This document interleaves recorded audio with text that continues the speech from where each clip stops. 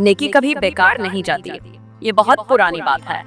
जब भारत में राजा महाराजाओं का राज हुआ करता था, एक राज्य का राजा बहुत ही क्रूर और घमंडी था। उसे जरा सी बात पर अपने मंत्रियों को मौत की सजा दे देने में भी संकोच नहीं होता था। लेकिन उसका एक मंत्री बहुत समझदार, दयालु और नेक दिल इंसान था। वह हमेशा आम लोगों की मदद करता और सबके साथ अच्छा व्यवहार करता था। एक दिन वह मंत्री किसी जरूरी काम से नदी के उस पार जा रहा था। जैसे ही वह नदी किनारे पहुंचा, उसने देखा कि एक नाविक एक नई नाव के साथ उसका इंतजार कर रहा है। मंत्री उस नाव में बैठकर पार पहुंच गया, लेकिन जैसे ही वे किनारे पर पहुंचे, राजा के कुछ सिपाही उस नाव पर कब्जा करने के लिए पहुंच गए। मंत्री ने बहादुरी से नाव को बचा लिया। नाविक ने मंत्री का धन्यवाद किया और अपनी नाव लेकर लौट गया। कुछ महीनों बाद कुछ दरबारियों ने राजा के कान भरने शुरू कर दिए कि मंत्री राजा से ज्यादा चालाक बनता है।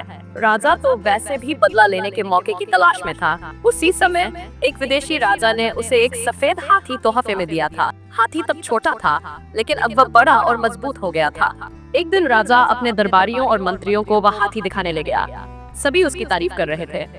तभी राजा ने मंत्री से कहा, अगर 10 दिनों के अंदर तुम इस हाथी का सही वजन नहीं बता पाए तो तुम्हें मार दिया जाएगा। मंत्री घबरा गया। उसने बहुत सोचा, कई उपाय किए, लेकिन कोई हल नहीं निकला। 8वें दिन वह बहुत परेशान होकर नदी किनारे जा बैठा। उसी समय वही नाविक वहां आया और बोला, मंत्री जी, आप इतने परेशान क्यों हैं? मंत्री ने सारी बात बताई।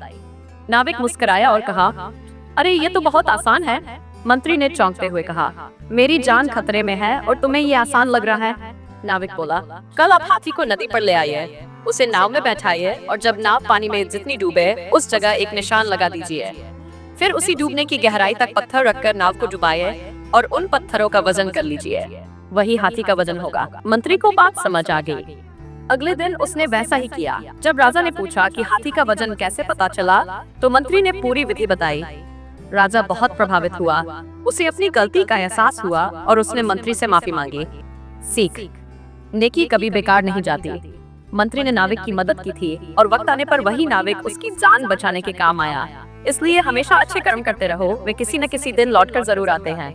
नेकी को कभी मामूली ना समझो। ये दरिया में डाली गई उस चीज की मानंद है जो एक दिन जरूर किनारे आ लगती है। अल्लाह ताला हमें भी नेकी करने की तौफीक अता फरमाए। आमीन।